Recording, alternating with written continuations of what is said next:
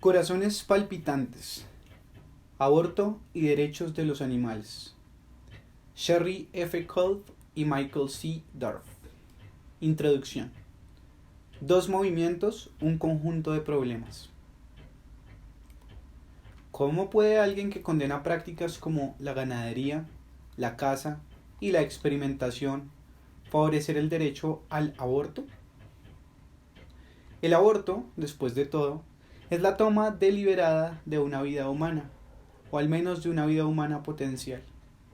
Sin embargo, muchas personas en el movimiento por los derechos de los animales apoyan el aborto legal. ¿Los activistas por los derechos de los animales realmente se preocupan más por el bienestar de los animales no humanos que por los pequeños humanos? Por el contrario, ¿cómo pueden las personas que prohibirían la destrucción de incluso un cigoto humano unicelular, una entidad tan simple como una ameba, y que no posee más conciencia que una uña o un mechón de cabello, comer y usar la carne, la piel y las secreciones de criaturas sintientes como vacas, cerdos y pollos, cuyas vidas estuvieron llenas de un sufrimiento indescriptible, que terminó solo con muertes horribles? Los activistas pro vida realmente se preocupan más por una célula humana que por el sufrimiento de animales plenamente conscientes cuya historia evolutiva, química cerebral y repertorio emocional se parecen mucho a los nuestros. Por supuesto, es posible favorecer tanto los derechos de los animales como los derechos de los embriones y fetos, y algunas personas son, de hecho, activas en ambos movimientos. Sin embargo, en su mayor parte, el movimiento por los derechos de los animales y el movimiento pro vida no se superponen. De hecho, en el debate público, los temas del aborto y los derechos de los animales rara vez se discuten juntos, excepto quizás cuando alguien está tratando de ganar puntos retóricos a través de la burla. ¿Estás a favor de los derechos de las gallinas pero no de los humanos bebés? Tu posición es grotesca. A pesar de la brecha retórica entre la mayoría de los activistas, el aborto y los derechos de los animales plantean preguntas estrechamente entrelazadas. Tanto el movimiento pro vida como el movimiento por los derechos de los animales desafían los puntos de vista convencionales sobre la relevancia moral de la pertenencia a la especie humana. Las personas en el movimiento pro vida consideran a la humanidad como una condición suficiente para los derechos morales. Las personas en el movimiento por los derechos de los animales sostienen que la humanidad no es una condición necesaria para los derechos morales. Aunque la cuestión de si la humanidad es una condición suficiente para los derechos morales es lógicamente distinta de la cuestión de si es una condición necesaria para tales derechos, las dos cuestiones ponen en juego muchas de las mismas consideraciones. Tanto los movimientos pro vida como los derechos de los animales preguntan qué criterio o criterios deberían fundamentar los derechos. Este libro considera algunas de las formas en que los debates sobre el aborto y los derechos de los animales se aclaran mutuamente. Además, centrarse en cuestiones éticas interconectadas. El movimiento pro vida y los movimientos por los derechos de los animales enfrentan muchas de las mismas preguntas tácticas. ¿Cuándo deberían los activistas promover medidas regulatorias que no desafíen fundamentalmente el statu quo y cuándo deberían insistir en su abolición? ¿Deben las reformas legales preceder o seguir los cambios de actitud? ¿Las imágenes sangrientas de animales muertos o fetos muertos ganan corazones y mentes para las causas respectivas o simplemente alienan al público? ¿Es objetable la violencia contra los proveedores de servicios de aborto o los explotadores de animales? Y, de ser así, ¿la objeción es meramente táctica o se basa en principios? Al yuxtaponer las consideraciones relevantes para responder a las preguntas éticas y tácticas que surgen en los contextos de los dos movimientos, nuestro objetivo es ampliar la conversación sobre ambos. Nuestros objetivos son, en parte, explicativos. Esperamos que este libro sea de interés y utilidad para las personas de buena fe, ya sean pro vida o pro elección, a favor o en contra de los derechos de los animales. Al rastrear las consecuencias de las opiniones sobre un conjunto de cuestiones para las opiniones sobre el otro conjunto de cuestiones, queremos provocar el pensamiento incluso si no cambiamos de opinión. Aún así, seríamos menos que francos si negáramos que tenemos puntos de vista sobre los problemas que abordamos. Para simplificar demasiado, estamos a favor del aborto y favorecemos los derechos de los animales. Los capítulos que componen la parte 1 de este libro brindan una explicación más matizada de nuestros puntos de vista, pero podemos resumirlos brevemente aquí. Este libro explica la opinión de que la sintiencia fundamenta los derechos morales. Sintiencia es la capacidad de tener experiencias subjetivas. Un ser que puede sentir placer o dolor es, en virtud de esa capacidad, sintiente. De hecho, argumentamos que la capacidad de tener experiencias subjetivas es precisamente lo que hace que un ser sea un ser, un quién, en lugar de un eso. La mayoría de los animales vivos razonablemente complejos, incluidos los humanos, son sintientes. También lo son los fetos en algún momento de su desarrollo. Los objetos inanimados y, hasta donde sabemos, las plantas no son sintientes. La mayoría de las criaturas sintientes pueden responder a estímulos externos, pero tales respuestas por sí solas no necesariamente indican sintiencia.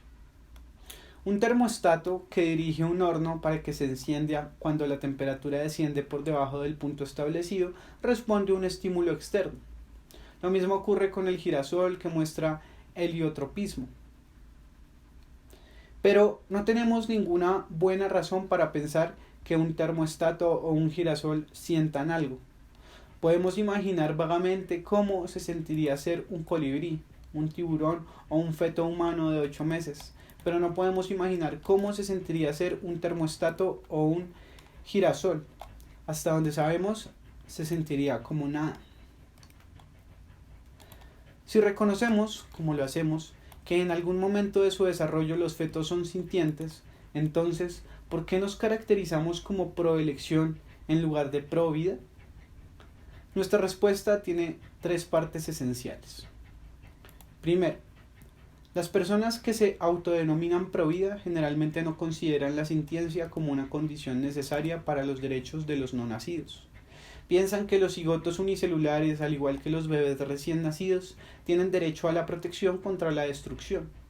Sin duda, las personas dentro del movimiento pro vida a veces expresan su preocupación por los fetos debido a su sintiencia. Por ejemplo, varias legislaturas pro vida han promulgado leyes antiaborto basadas en la premisa de que los fetos pueden sentir dolor a las 20 semanas. Pero creemos que el énfasis en el dolor fetal se entiende mejor como un esfuerzo por apelar a esos elementos del público en general que no tiene puntos de vista fuertemente pro vida. Como se refleja en las declaraciones oficiales de las principales organizaciones pro vida, los no nacidos tienen derechos desde el momento de la concepción, mucho antes de que sean conscientes. Debido a que rechazamos este punto de vista, dudamos en llamarnos pro vida. En segundo lugar, ser pro vida es creer que los derechos de los no nacidos superan cualquier interés que una mujer embarazada pueda tener en interrumpir un embarazo. En nuestra opinión, antes de la sintiencia fetal no lo hacen. Además, incluso después de la sintiencia fetal, una mujer embarazada podría tener derecho, en virtud de las tremendas cargas físicas que impone el embarazo, los desafíos de salud particulares que enfrenta, o alguna otra circunstancia, a interrumpir su embarazo. Aunque es posible decir que los fetos tienen derechos, pero que las mujeres embarazadas tienen derechos superiores, esa forma de hablar no sería reconocible como pro vida. De hecho, hablamos de esa manera y nos consideramos pro-abortistas. En tercer lugar, el movimiento pro vida es predominantemente un movimiento de reforma legal. Aunque estamos de acuerdo con los defensores de la vida en que los abortos de fetos sintientes a veces son inmorales, no estamos de acuerdo con la conclusión adicional de que, por lo tanto, tales abortos deberían prohibirse legalmente. Ambos somos abogados de formación y tal vez por eso somos muy conscientes de las deficiencias y limitaciones de la ley.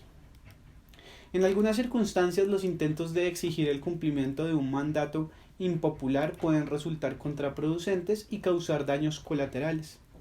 Esa es la sabiduría aceptada sobre lo que salió mal con la prohibición del alcohol, y es al menos un relato discutible del régimen de regulación del aborto que precedió a la decisión de la Corte Suprema de los Estados Unidos en 1973, en Roe Wade. La prohibición del alcohol condujo a la violencia asociada con el contrabando, mientras que la prohibición de los abortos condujo a la violencia asociada con los abortos clandestinos. En otras circunstancias, aun cuando no exista un obstáculo práctico para hacer cumplir una norma legal, puede ser apropiado encomendar el asunto a la conciencia de los individuos. Así, las democracias constitucionales permiten la libertad de expresión aun cuando muchos casos de su ejercicio sean irresponsables e incluso dañinos. Del mismo modo, uno podría pensar que es apropiado que la ley permita a las mujeres la libertad de elegir el aborto, incluso si uno considera que algunos ejercicios particulares de esa libertad son inmorales a su propia luz. En consecuencia, a pesar de nuestra preocupación por los fetos sintientes, no podemos unirnos a quienes llegan a la conclusión categórica de que el aborto debería ser ilegal en todos o incluso en muchos casos.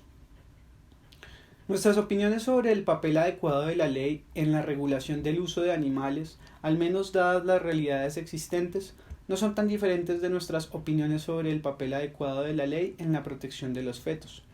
En general, creemos que está mal usar animales sintientes como recursos al producir, vender y consumir productos derivados de animales. Por lo tanto, somos veganos.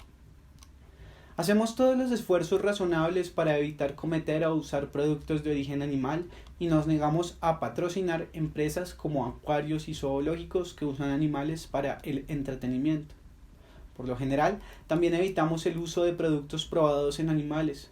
Sin embargo, bajo las circunstancias actuales, no proponemos que la ley prohíba el uso de productos animales, aunque, como cuestión práctica, dejaríamos la mayoría de las decisiones sobre si consumir productos animales a los individuos. No caracterizaríamos nuestros puntos de vista sobre el veganismo como proelección.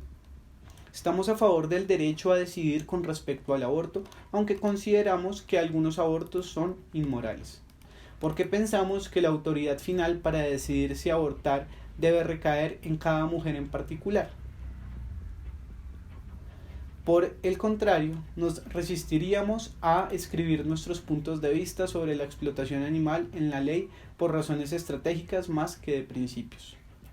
Dadas las prácticas actuales, no existe una posibilidad realista de asegurar una prohibición legal del consumo de productos de origen animal y, por lo tanto, creemos que los esfuerzos de promoción deben centrarse principalmente en cambiar los corazones y las mentes. En un futuro en el que los veganos constituyan algo así como la mayoría de la población, podríamos reevaluar la sabiduría de buscar la prohibición legal. Rechazamos la noción de que los consumidores individuales tienen derecho, como una cuestión de derecho, a consumir productos de origen animal. Nos sorprendería si la mayoría de los lectores encontrarán lo anterior como una explicación de nuestros puntos de vista plenamente satisfactoria, porque hasta este punto nos hemos limitado a exponer un resumen de ellos. La parte 1 de este libro proporcionará más detalles de nuestras posiciones y las razones que las subyacen.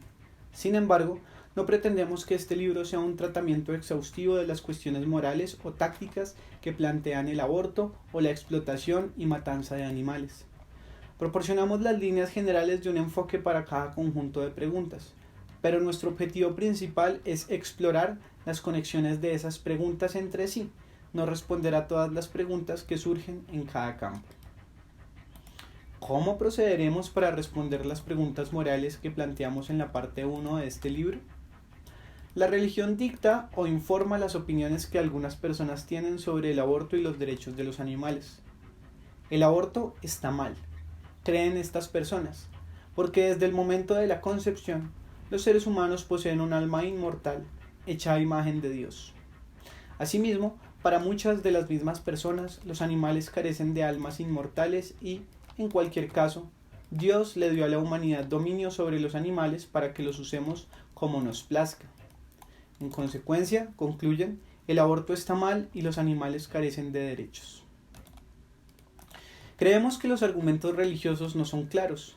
La regulación bíblica original del aborto parece tener menos que ver con la protección de las almas humanas que con la protección de los intereses de propiedad de un hombre en su descendencia potencial. Han variado con el tiempo, aunque la tendencia desde el siglo XVII ha sido hacia la opinión de que el alma se produce en el momento de la concepción. Con respecto a los derechos e intereses de los animales, incluso las personas que piensan que la Biblia excluye los derechos de los animales, rara vez piensan que la Biblia los obliga a explotar, sacrificar o comer animales. Además, como han argumentado pensadores como Norm Phelps y Matthew Scully, el dominio sobre los animales no debe interpretarse como una licencia para explotarlos y dañarlos, sino que puede ser un llamado al servicio y la administración. En última instancia, sin embargo, dejamos de lado los argumentos arraigados en la autoridad religiosa, independientemente de a dónde conduzcan. En una sociedad pluralista como la nuestra, los ciudadanos tienen una gran variedad de creencias religiosas, incluida la no creencia. Los principios de la separación entre la Iglesia y el Estado implican que los funcionarios electos deben poder articular argumentos que las personas de diferentes creencias religiosas o las personas que no profesan una religión puedan aceptar. Este ideal, que el difunto filósofo John Rawls denominó razón pública, es sin duda controvertida. Muchas personas de fe sostienen que impedirles apelar a la autoridad religiosa les priva de sus mejores argumentos. No obstante, nosotros mismos aceptamos las limitaciones de la razón pública porque, ya sea que se requieran o no como una cuestión de filosofía política, como cuestión práctica, esperamos llegar a una audiencia diversa cuyos miembros se suscriben a una amplia gama de creencias religiosas o a ninguna fe en absoluto.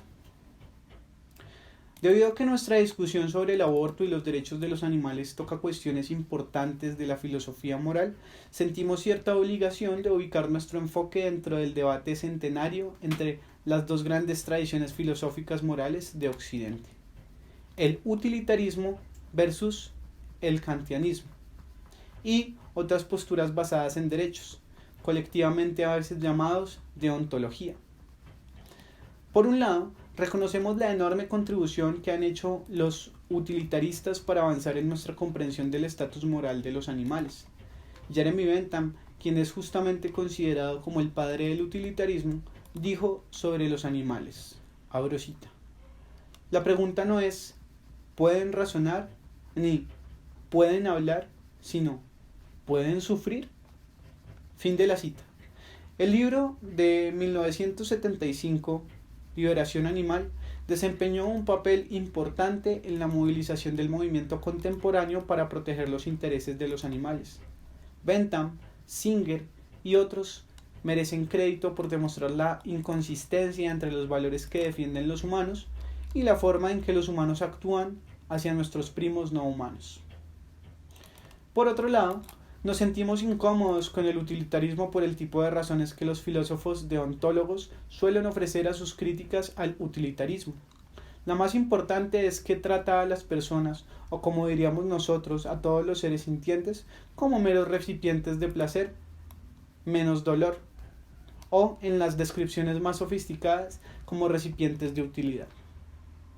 Así, en principio, si un sádico obtiene más placer al infligir dolor a una víctima inocente que el dolor que siente el inocente, el utilitarismo puede sostener que el sádico tiene derecho moral a torturar a su víctima. Hemos leído suficiente filosofía para saber que los utilitaristas han ideado argumentos que intentan evitar este resultado y otros similares. John Stuart Mill distinguió entre placeres superiores e inferiores. Los prioritarios modernos constituyen restricciones laterales deontológicas en sus funciones de bienestar social, y así sucesivamente. Si estuviéramos escribiendo una obra integral de filosofía moral, exploraríamos si tales movimientos intelectuales tienen éxito y, de ser así, si transforman fundamentalmente el utilitarismo en otra cosa. Sin embargo, no tenemos ni la experiencia ni la inclinación para escribir un libro completo sobre filosofía moral. Nuestro interés se centra en cuestiones sobre el estatus moral de los fetos y los animales. En la medida en que los filósofos utilitaristas hayan tenido ideas importantes sobre esas cuestiones, nos basamos en ellas con gratitud, aunque estemos totalmente en desacuerdo con algunas de las conclusiones a las que llegan. Al rechazar el utilitarismo en toda regla, tampoco respaldamos necesariamente todas las opiniones de ningún filósofo en particular que trabaje en la tradición deontológica. La deontología tiene sus propias dificultades que, en aspectos importantes, reflejan las del utilitarismo. ¿Está realmente mal decir una mentira para evitar una catástrofe? Si no es así, como concederían los llamados deontólogos del umbral,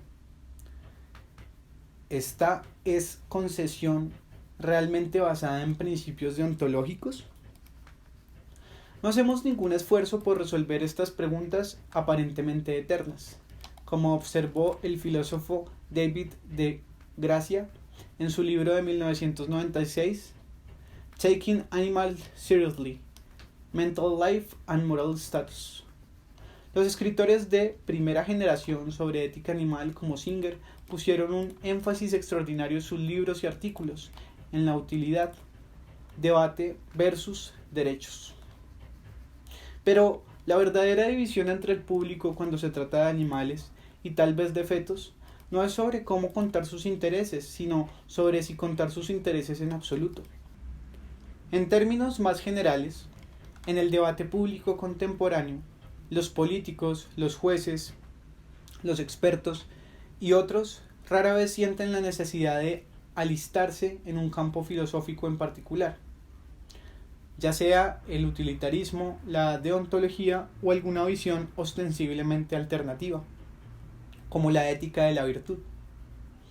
Si los defensores apelan a veces a la intuición moral de que está mal aumentar el sufrimiento en el mundo, mientras que en otras ocasiones apelan a la intuición moral aparentemente contraria de que algunas acciones son buenas o malas, independientemente de sus consecuencias agregadas, eso se debe a que las intuiciones morales de los seres humanos no se corresponden claramente con uno u otro de los axiomas de las principales escuelas de filosofía moral. ¿Cuál es entonces nuestra metodología afirmativa con respecto a las cuestiones morales? En pocas palabras, tratamos de reconciliar y refinar lo que consideramos intuiciones morales ampliamente compartidas sobre una variedad de casos reales e hipotéticos. Los filósofos a veces le dan la etiqueta de constructivismo a este enfoque, pero eso es demasiado presumido para nuestros propósitos aquí. Para reiterar, no estamos construyendo una descripción integral de la moralidad, simplemente estamos probando el tipo de afirmaciones generales que la gente hace a veces sobre el aborto y los animales, como Abrosita, toda la vida humana es preciosa, cierro cita, o Abrosita, es incorrecto causar deliberadamente sufrimiento innecesario, cierro cita, contra la lógica, la realidad y el sentido común.